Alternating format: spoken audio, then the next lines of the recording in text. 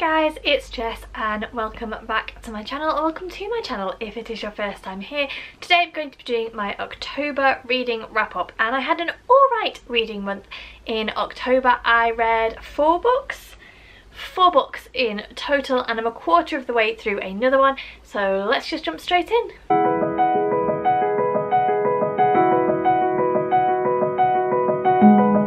The first book I'm going to talk about was the Bookish Mama's Choice for September, and if you're a regular watcher then you'll have heard me talk about this book loads of times, and that is The Tenants of Wildfell Hall by Anne Bronte. This book ended up being my book nemesis. As I said, it was the Bookish Mama's Choice for September, which meant that I should technically have read and finished it in the month of September, but it just dragged on and on and on. And it's funny because when I first picked it up, I was astonished at how quickly it seemed to read, and it wasn't anything like I was expecting it to be. And then I kind of hit a wall in the middle where I felt like the book just really dragged and could have benefited from some heavy editing to make it a little bit punchier, and I just found my enthusiasm for the whole thing waning, and it just, yeah, it took me a very long time to finish this. So if you are not familiar, this book is set in the 1820s, and it's about a woman who moves into a derelict manor house with her son, and because of the time period and because it's a remote village, rumours soon begin to abound about who this woman is and why she has moved into a house where her husband is, etc, etc. And it's written in the form of letters from a young farmer in the village, and we also get some diary excerpts from the woman herself. So overall I gave this 3.5 stars. As I said, I did have some issues with the pacing, but I appreciated the way that Anne Bronte attempted to take on some big issues of the time, such as how little rights women had. And although this book made me unspeakably angry in places because of the fact that women just had no status and no rights whatsoever, I'm really glad that I read it, and I don't think that had it not been suggested for book club I definitely would never have picked it up. So I'm glad that I read it. I appreciated it for what it was. It just didn't really blow my socks off. The next book I picked up was The Long Way to a Small Angry Planet by Becky Chambers, and this is a YA science fiction book, and I gave this 3.5 stars because I feel as though I went into this book expecting something that I just didn't get. There are a number of people who have very similar reading tastes to me who read this and absolutely loved it, and I think I went into it with slightly elevated expectations because of that, and so it just fell short of the mark for me. The basic premise of this book is that we have a cast of characters who are on a tunnelling ship in space. Their job is to punch holes through the atmosphere to create pathways between different universes, and they are offered a once-in-a-lifetime opportunity to create a tunnel between the existing kind of what they call the GC and a new planet who is joining the Alliance basically, and this planet is known to be incredibly hostile. So the premise kind of is, if they can succeed in creating this tunnel, then they will be rich beyond their wildest dreams, but they have to kind of survive the journey first. The main selling point for me was the fact that you had such an eclectic mix of characters, and that is what drew me to the book. That's the main thing that I've heard people praise this book for, but for me, whilst I appreciated the diverse mix of characters and species that we had, some of them just fell flat, and I felt like they weren't fully explored in a way that I would have liked them to be. And if I'm honest, I felt like the plot was just a bit thin on the ground. I don't feel like that much happened. I don't feel like the characters really did that much. It's possibly more of an exploration of these individual characters and their personal journeys, but I just wanted something a little bit meatier than I got, and so ultimately I was just left feeling a bit deflated after I read it. I went in thinking it was going to be this amazing character driven novel, and whilst, as I said, there were a real diverse mix of characters in the book, nothing seemed to be as fully explored as I would have liked it to be. I'm definitely curious about where the next book goes. I believe that this is going to be a trilogy, so I'm interested to see how Becky Chambers is going to move the story on and move the characters' personal stories on.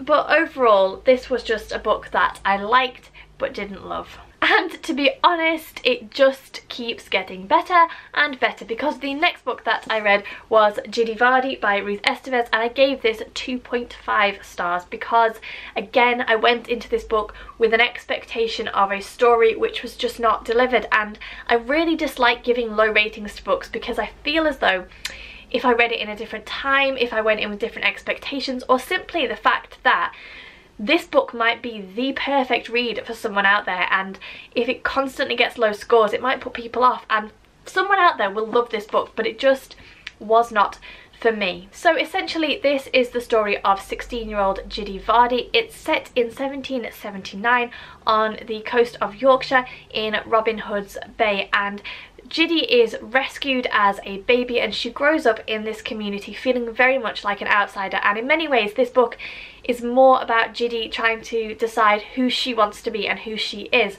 And the villagers of Robin Hood's Bay have a secret because they deal in smuggled goods, and there is a real heavy focus on this smuggling aspect of the community, and I think for me this is where the confusion kind of went, because when I read the premise of this book I thought that it was about pirates, and I'd sort of imagined Judy Vardi as this like Mary Read character, kick-ass female historical pirate, and it's not about that at all. It's about the smuggling aspect. Once the goods are on land, what the villagers then do with them. And so I went in thinking it was going to be one thing and was served something else, and I think mainly that's where my dissatisfaction with the story lies. However, putting my own expectations aside, what I really got from this book is that it felt like it was lacking something. I felt like I just wanted more the whole time. I wanted more characters, I wanted more plot.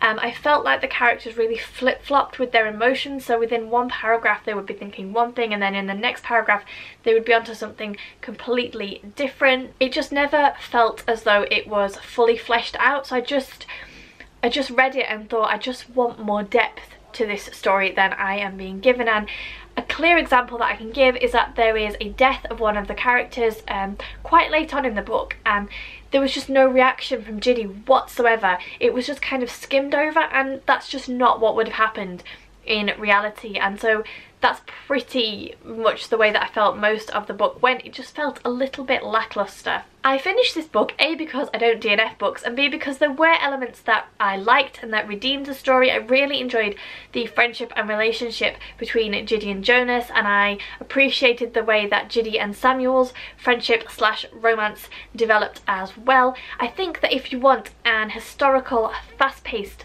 YA fiction book, then this may tick all the boxes for you. Personally, for me, I wanted a kick-ass female pirate, which is not what I got. And yeah, I felt like it just was a very surface level story, and I would have liked to dive just a little bit deeper. The other thing that I will say, which was a huge bugbear for me all the way through, was the fact that Judy is brought up in Yorkshire, and so the author has tried to write the local dialect as the characters would speak it, and typically in Yorkshire that means missing out the word "the", which is fine, and when the characters speak and they speak like that, that is perfectly fine, but she'd also then reflected that in Judy's thought process, and I found it so jarring, especially when at the beginning of the book we get Judy as a younger child, and so when she's 8 years old she's thinking in this local dialect, but she's having thoughts and she's describing emotions and feelings using words that a typical 8-year-old just wouldn't have. So it didn't gel for me that she was thinking with this local dialect internally but also thinking concepts which an 8-year-old just wouldn't have grasp of at all. So that just didn't gel for me. I have no problem whatsoever with an author writing a character when they're speaking with use of the local dialect, but it just did not work at all for it to then be reflected in their internal musings as well, and I found that one of the most off-putting parts of the whole story. So yeah, overall I think that you get the impression that I really didn't enjoy it, more because I wanted something else, but it just fell flat for me. But as I said, it was fast-paced, it's historical fiction. If you're interested in kind of the smuggling on land type of story, then this one may well tick the boxes for you. And if you're starting to think that maybe I had a rubbish reading month, then just hang fire, because the next book that I picked up was the Bookish Mama's Choice for October, and we went with thrillers, and we picked The Good Daughter by Karen Slaughter, and I gave this 4 stars and I absolutely loved this book. It was just the perfect way to end the month for me. So this is a thriller.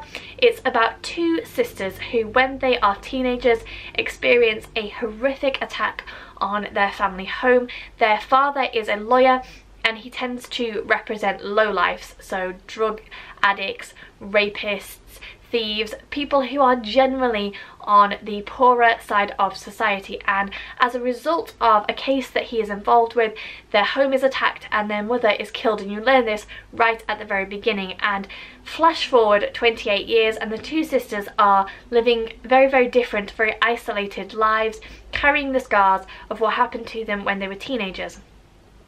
Then there is a school shooting at their childhood school and the 2 sisters are thrown back together, and this was just fantastic. I will say I guessed a number of the big reveals quite early on, but the great thing about Karen Slaughter is that she just continually hit you with different twists and turns. So even when you thought you had one element figured out, she would then just completely turn it on its head and throw something else into the mix, which you just never saw coming. So overall, I thought that this was fantastic. I was concerned that it was going to be a little bit gory, and it definitely is. She's quite graphic with her violence. So if that's something that you don't like to read, then I would definitely give this a miss. But it was my first Karen Slaughter book, and I definitely think that I will be looking for others because it was fantastic. It was the perfect autumn cozy read. Cozy not in terms of the actual story, but cozy as in you could just burrow down under a blanket with a fire and get lost in this book. I flew through it. I absolutely loved it. It was the perfect ending to this month. And then I'm just quickly going to mention the book that I'm currently reading, and that is Heart of Thorns by Brie Barton. I'm about a quarter of the way through.